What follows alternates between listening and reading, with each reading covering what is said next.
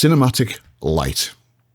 You know, the one thing that differentiates the professional movie look from an amateur video is lighting.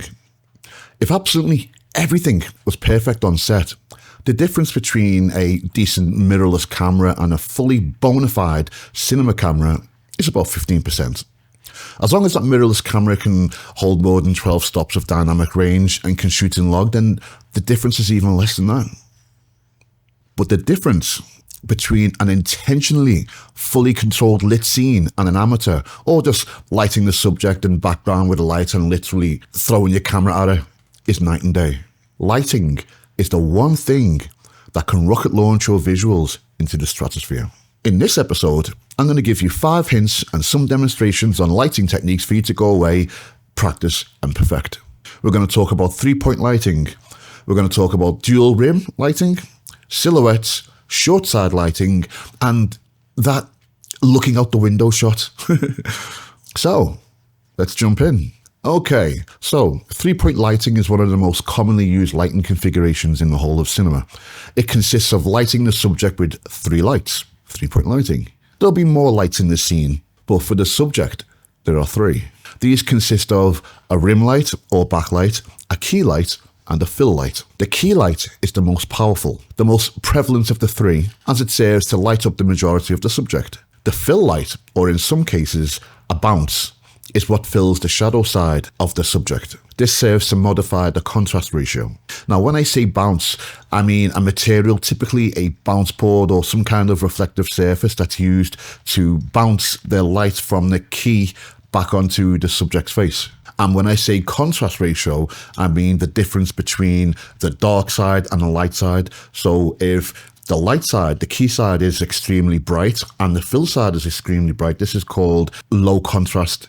So if you have extremely light on the key side and very dark or shadowy on the fill side, then this is called high contrast. And finally, we have the backlight or rim light, and this light is used to separate the subject from the background. Okay, so we'll go ahead and look at 3-point lighting. I've drew a diagram so you can see how the lighting setup was. You have the couch, the subject in front of the couch and the camera pointed at them. You have a light 45 degrees and a light at the other 45 degrees but set further back. This will be the fill light. The one in front and close up is going to be the key light, and then you have a light in the background which will serve as the rim light. Okay, so here's the shot as it is. I've got this camera here.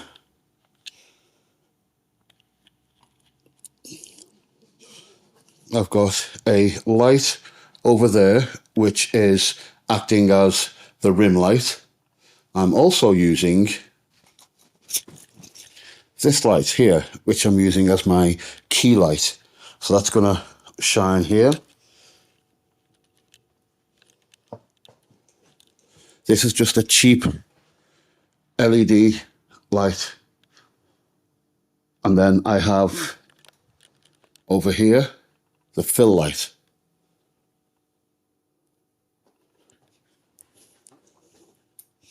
Getting shot from there. So that's going to shine onto the fill side. Okay, so here's the shot. The scene that I want to make cinematic via 3-point lighting with only basic lights. Notice how cinematic it is.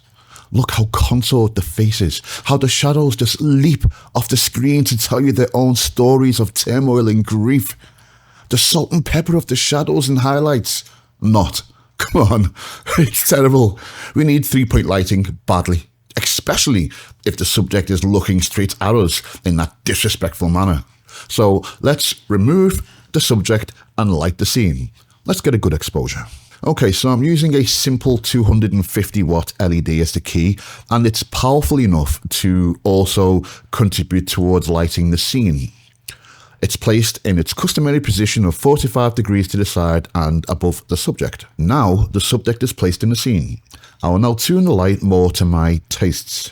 I've had to turn the light slightly away from the subject to more emphasize on the background and off the subject in a bit to even out the light. I thought that the subject is a little bit too illuminated. The rim light is positioned behind the subject on the same side as the key light and set back as much behind the subject as possible, giving the subject a rim of light. I'm using the barn doors on the rim light to block the excess wide spread of light from bleeding into the camera, as this would cause contrast problems. Barn doors being the flaps that you can bend and position in places to block light.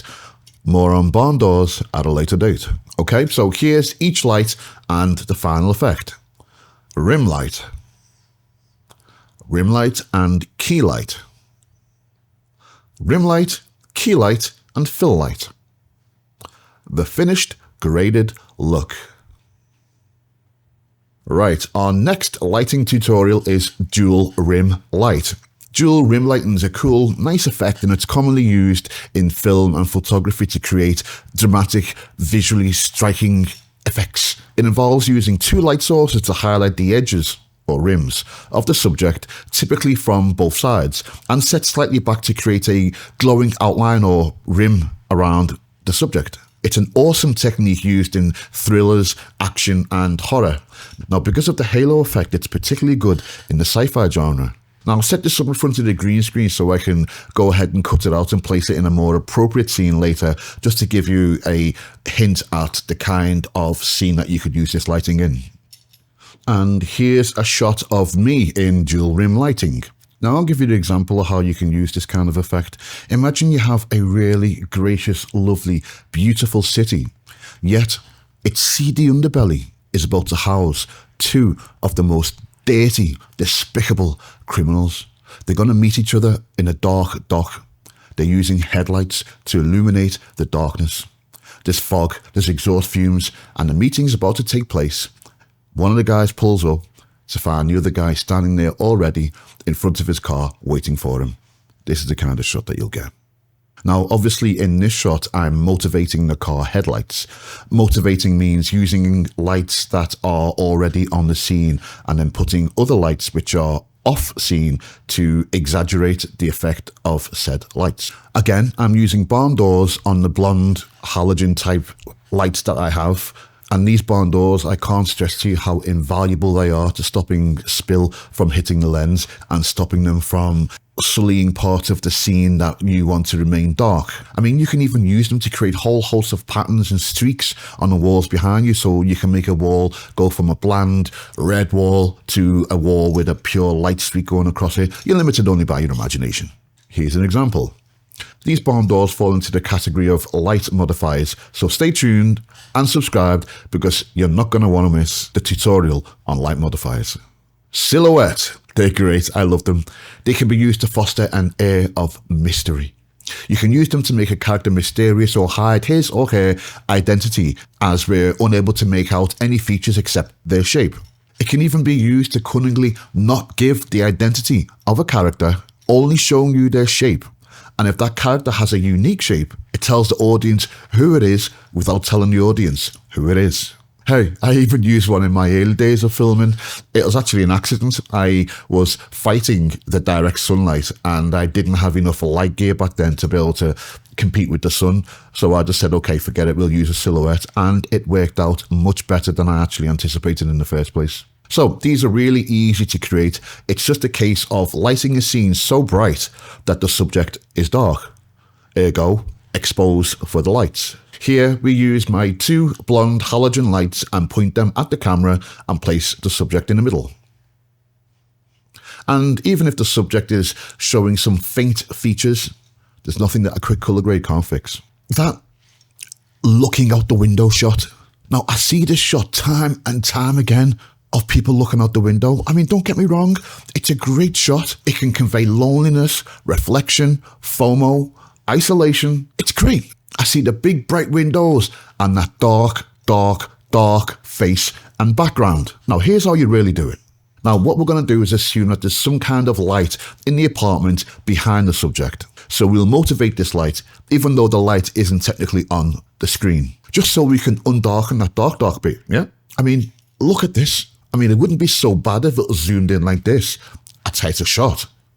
But it's not, it's like this. First thing is that there's not enough light hitting the face. So we need to set up a small LED in front of the subject and out of frame.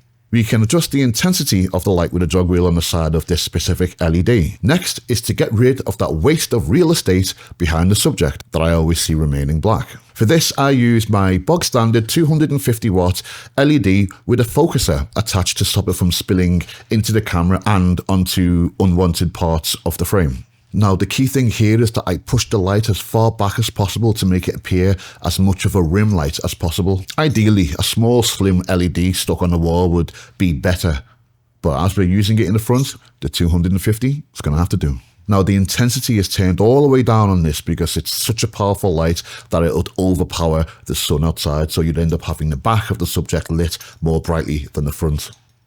And that's not what we're looking for. Next, we lowered the ISO and exposure to the desired taste. And the final shot punched in and graded.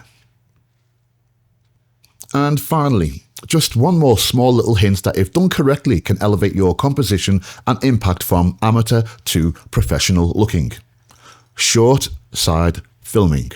The official name for this is chiaroscuro. It's an Italian word, but for the English speaking, we'll just simply call it short side filming. This technique is when you film a subject from the shadow side.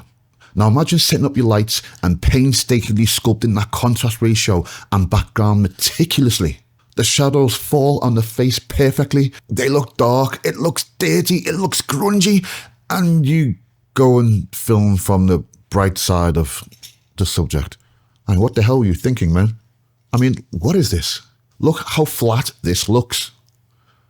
You've totally rendered non-existent all the positioning, all the lighting, all the pre-production and effort that you've put into sculpting that light to make it look so dirty and grungy.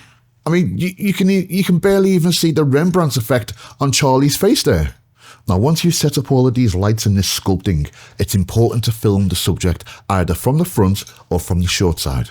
Thereby, you're capturing the desired effect of why you meticulously spent this time creating this contrast ratio. Here's a shot from the front. Here's a shot from the short side. See, in this way, the key light acts like a rim light, accentuates the facial features and separates Charlie from the background. So, there it is. A few hints and tips to achieve a more cinematic look from your footage. Any camera can do this, even mobile phones. Please go out there, practice, experiment. The more you practice, the better you'll become at all of these techniques and the more it'll become second nature to you. Now I want to hear from you. Practice these shots and techniques and upload them. Give me a link in my comments underneath and I'll showcase your results on this channel. I'll give you some feedback and some pointers or just marvel at how well you smashed it. And the obligatory plug. Guys, I'd absolutely love it if you could hit that subscribe button and like the video. Again, if there are any subjects and topics that you would like me to cover, anything film related, hit me up and I'll make a video covering that topic. Thank you so much for tuning in and I look forward to seeing you again soon.